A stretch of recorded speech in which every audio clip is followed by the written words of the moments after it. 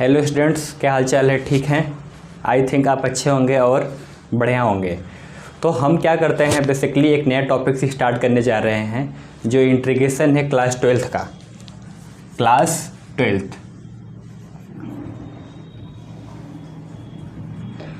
12th का topics क्या है? इंटीग्रेशन, यानी कि जिसको यूपी बोर्ड वाले क्या बोलते हैं? समाकलन। ठीक है, तो इस टॉपिक्स के बारे में मैं आपको थोड़ा बहुत इंट्रोडक्शन दे देता हूँ। इंटीग्रेशन क्या होता है? बेसिकली इंटीग्रल समथिंग्स, यानी कि इंटीग्रेशन आपको जानने के लिए सबसे पहले आपको क्या जानना पड़ेगा? आपको डिफ्रेंशिएशन जानना पड़ेगा। ठीक है, तो उसमें थोड़ा बहुत आपको डिफ्रेंशिएशन हम मान के चलते क्या पढ़े हैं। ठीक, तो हम क्या करते हैं, जो भी डिफ्रेंशिएशन में जितने भी अपने फार्मूले देखा था उसका यूज किया था, आप उसको साथ में ले रहे, बस उस डिफ्रेंशिएशन का उल्टा ही इंटीग्रेशन होता है। तो बेसिकली हम मान के चलते हैं कि आपको सारे क्वेश्चन आके फार्मूले आपको याद होंगे। साइन एक्स का इंटीग्रेशन क्या होता है, कॉस क्या कहता है, टेन एक्स क्या होता है, ई के पावर एक्स क्या होता है, ये सब आपको पता होगा। ठीक है, तो हम डायरेक्ट एक्सरसाइज पे आते हैं। एक्सरसाइज पे क्वेश्चन कैसे, जैसे एक्सरसाइज हम ले लेते हैं एक्सरसाइज 7.1। ठीक है, उसमें से क्वेश्चन नंबर फर्स्ट क्या है अपना? क्वेश्चन नंबर फर्स्ट है, देखिए जो भी क्वेश्चन आएंगे, क्वेश्चन में मैं फार्मूले आपको बता दूंगा, वहाँ से आपको अच्छे से रिवाइज होते जाएंगे। ठीक है, जैसे मैं क्वेश्चन ले लेता हूँ साइन 2x, इसका क्या करना है? आपको इंटीग्रेशन करना है। ठीक है, तो इंटीग्रेशन आप करेंगे कैसे? ये इंटीग्रेशन का साइन लगा दिया। ठीक, ये साइन एक्स, आपको मैं बताता हूँ साइन एक्स का इंटीग्रेशन क्या होता है। बेसिकली साइन एक्स dx का क्या होता है? कॉस एक्स होता है। ठीक, ओके, तो यहाँ पर क्या हो जाएगा? साइन एक्स का कॉस 2x हो जाएगा। ठीक है, और आपको एक बात ध्यान देना ये है कि जो भी x का कोफिशिएंट होगा वहाँ से डिवाइड हो जाएगा। Cos 2x divide by 2 plus c। यहाँ पर भी x कोफिशिएंट 1 है तो 1 हम नहीं लिखते हैं। ठीक है, क्वेश्चन नंबर हम सेकंड बात कर लेते हैं। क्वेश्चन नंबर सेकंड क्या है? cos 3x। तो cos 3x का आप इंटीग्रेशन आसानी से कर ले जाएंगे। ये क्या होगा? cos 3x क्या होता है? cos x का इंटीग्रेशन क्या होता है? माइनस साइन एक्स होता है। cos x dx ये हो जाएगा माइनस साइन एक्स। ठीक है, तो इंटीग्रेशन आप cos 3x dx का हो जाएगा minus sign 3x plus c।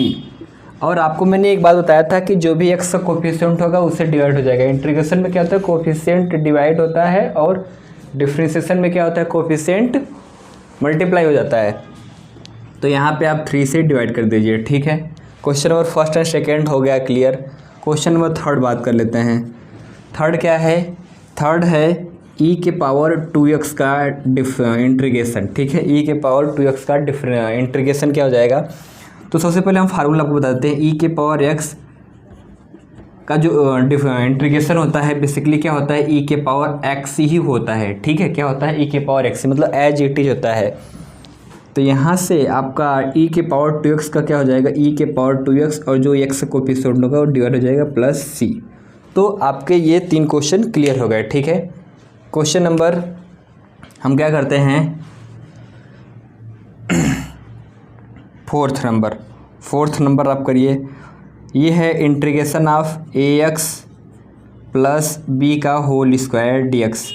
इसको कैसे करेंगे आप बताइए मुझे, बताइए। ax प्लस b का होल स्क्वायर e dx है। ठीक है, अब क्या करिए, बेसिकली इसके दो तरीके हैं। ax प्लस b को आप एक नया वेरिएबल लेट कर सकते हैं। ठीक है, और दूसरा तरीका क्या है? दूसरा तरीका है कि x के पावर n का इंटीग्रेशन क्या होता है? x के पावर n dx क्या हो जाएगा? x के power n plus 1 divide by n plus 1। तो यहाँ पे क्या करिए बेसिकली, या तो दूसरा तरीका ये है कि ax प्लस b को आप t लेट करिए। ठीक है, a dx is equal to क्या? ये तो 0 हो जाएगा dt। ठीक है, तो यहाँ से dx इज इक्वल टू क्या हो जाएगा? dt divide by a।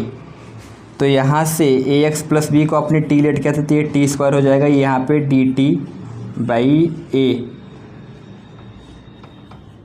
ये हो जाएगा 1/a। दिखाई दे रहा होगा आपको, नहीं दिख रहा होगा तो मैं यहाँ पे लिख देता हूँ 1/a, ठीक है। और टी का टी स्क्वायर का यहाँ पर इंटीग्रेशन क्या हो जाएगा, टी क्यूब डिवाइड बाई 3, और आपने टी को जो लेट किया था एज इट इज इसको रख दो, तो ए एक्स प्लस बी का whole cube divide by 3a, ठीक है। तो आप इस तरीके से भी कर सकते हैं। दूसरा तरीका क्या है, डायरेक्ट क्या है, एक्स पावर एन है तो ये एक पावर बढ़ जाएगा, तो एक्स प्लस बी का whole cube divide by 3a, जो एक्स का कोफिशिएंट होगा उससे डिवाइड हो जाएगा, ठीक है। तो 1 2 3 4 क्वेश्चन हो गए। अब क्वेश्चन नंबर नेक्स्ट बात करते हैं 5। आप इसको नोट कर लीजिए।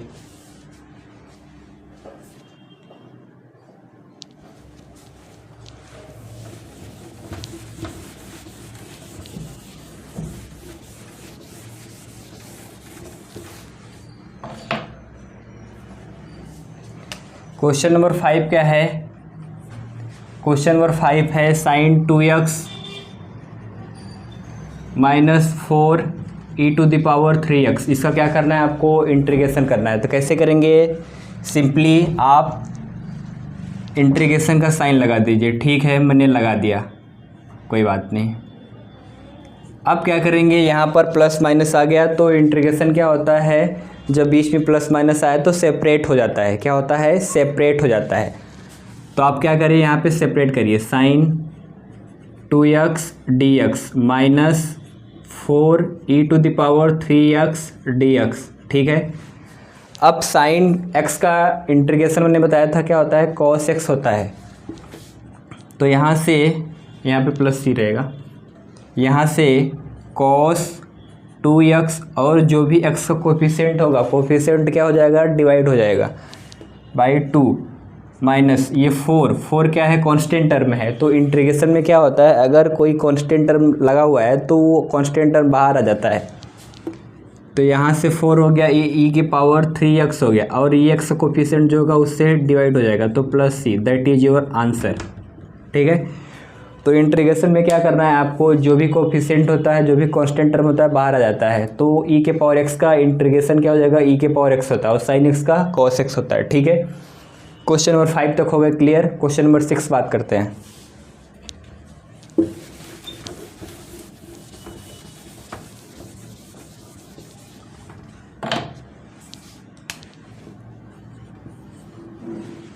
क्वेश्चन नंबर 6 आपकी स्क्रीन पे है, 4e⁻³ प्लस 1, यहाँ पे हो जाएगा dx, ठीक है। इसको आप कैसे करेंगे, सिंपली कुछ नहीं करना है, आपको अंदर मल्टीप्लाई कर देना है, मतलब सेपरेट कर देना है। चलिए करते हैं, 4e⁻³ dx प्लस 1 dx, ठीक है।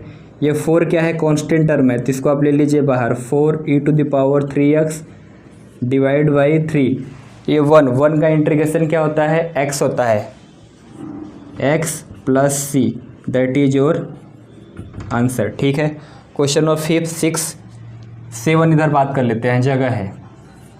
7 क्या है, integration of x² 1 minus 1/x² into dx। क्या करना है आपको, इंटीग्रेशन करना है। कैसे करेंगे थोड़ा सा मुझे बताइए। कुछ नहीं करिए सर, जो x² आपको दिख रहा है अंदर मल्टीप्लाई करा दीजिए, ठीक है, हम करा देते हैं। x² माइनस 1 dx, ठीक है। अब क्या करिए, सेपरेट कर दीजिए, करता हूँ separate, x² dx minus 1 dx, ठीक है। ये जो आपका x² है, x², यहाँ पर आपका एक फार्मूला लगेगा, x⁻n dx x⁻n dx, यानी कि x⁻n का क्या लगेगा यहाँ पर, इंटीग्रेशन। तो क्या होता है, एक बढ़ जाता है, तो x⁻n+1 डिवाइड बाई n+1, जिससे ये बढ़ता है उसी से ये डिवाइड हो जाता है। इतनी बात क्लियर है आपको, ठीक है। आगे बढ़ते हैं, क्या हो जाएगा, x³ minus x plus bc, that is your answer, ठीक है। क्वेश्चन नंबर 7 हो गया। क्वेश्चन नंबर 8 बात कर लेते हैं। क्वेश्चन नंबर 8 क्या है, integration of ax² plus bx plus c dx। ठीक है, इसको क्या करना है, आपको इंटीग्रेशन करना है। तो कैसे करेंगे, ये जो प्लस प्लस दिख रहा है आपको इसको सेपरेट करना है। ठीक है, सेपरेट करते हैं। ax² dx plus bx dx plus c dx। ठीक है, इतनी बातें क्लियर हैं? ठीक है सर, क्लियर है। तो यहाँ पे जो कांस्टेंट टर्म है, कांस्टेंट टर्म को आप बाहर ले जाइए। ठीक है, हम बाहर ले जाते हैं इसको। ax² का इंटीग्रेशन क्या हो जाएगा, ये हो जाएगा x³/3 प्लस ये b क्या है, अपना कांस्टेंट टर्म है। तो इंटीग्रेशन में अगर कांस्टेंट टर्म है तो उसको हम बाहर ले लेते हैं। तो b x का इंटीग्रेशन x²/2। कैसे, क्योंकि यहाँ पे x के पावर n का लगेगा फार्मूला। तो अगर 1 रहेगा तो 2 हो जाएगा, अगर 2 रहेगा तो 3 हो जाएगा, और जिससे वो स्क्वायर बढ़ेगा उससे वो डिवाइड भी हो जाएगा। इतनी बात क्लियर होनी चाहिए आपको। ठीक है, अब उसके बाद ये कांस्टेंट है तो ये cx प्लस c। तो आपका क्वेश्चन नंबर 7-8 तक क्लियर हो गया। ठीक है, यहाँ तक आप नोट करिए। बाकी हम क्वेश्चन नंबर 9 और 10 पे फोकस करते हैं।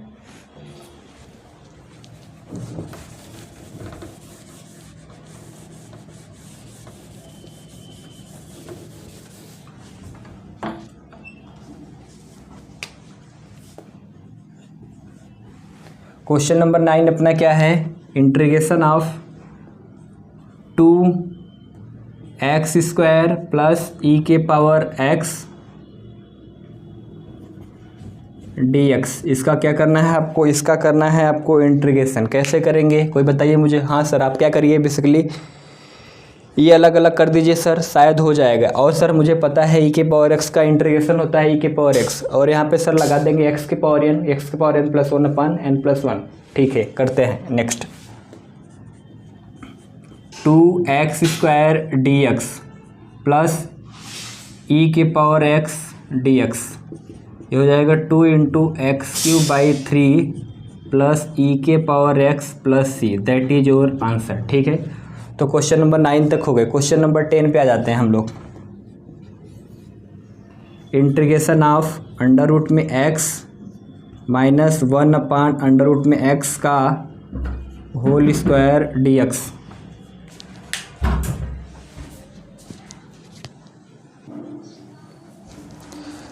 तो आप बताइए इस वाले क्वेश्चन को कैसे करेंगे, मुझे बताइए। सर क्या करिए आप, बेसिकली ये जो होल स्क्वायर दिख रहा है सर ना, आप इसको a-b को होल स्क्वायर पे एक्सपेंड कर दीजिए। आपको पता होगा a-b का होल स्क्वायर क्या होता है। a-b का होल स्क्वायर सिंपली होता है, ये तो बहुत छोटा सा फार्मूला है जो आपको क्लास 6-7 पता होगा। a² minus 2ab plus b²। क्या होता है a-b को होल स्क्वायर में, आपको बताता है। अगर यहाँ माइनस है तो यहाँ पे माइनस रहेगा, अगर a प्लस b का होल स्क्वायर है तो यहाँ पे प्लस है तो यहाँ पे प्लस रहेगा। इतनी बात ध्यान देना है। ठीक है, इसको मैं ब्रेक करता हूँ किस पे, a-b का होल स्क्वायर पे। तो ये √x का होल स्क्वायर माइनस 1/√x का होल स्क्वायर, सॉरी यहाँ पे प्लस रहेगा, -2 × √x × 1/√x। ये इससे कट जाएगा। ठीक है, ये हो जाएगा x प्लस 1/x माइनस 2। ठीक है, अब इसका आप क्या करिए, इंटीग्रेशन कर दीजिए। ठीक है,